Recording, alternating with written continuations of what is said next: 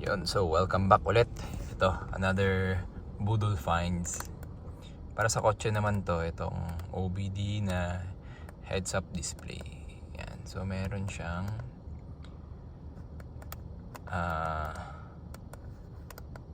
yan, pwede siya mag OBD diagnose.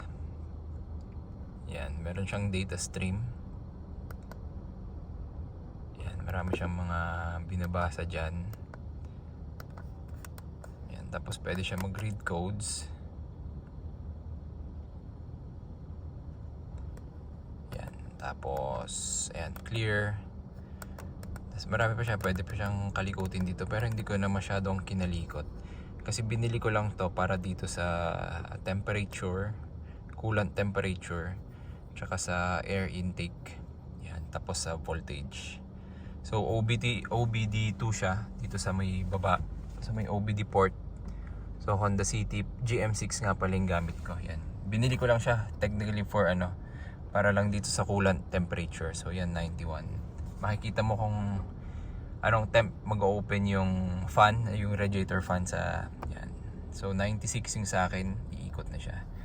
Tapos syempre meron din siyang voltage. Yan. Yan. Pwede mo siyang ilipat-lipat yung mga values pag palit-palitin sila. Lilink ko na lang yung Shopee or Lazada link kung saan ko siya nabili. So yun lang, mabilisang video lang guys. Thanks.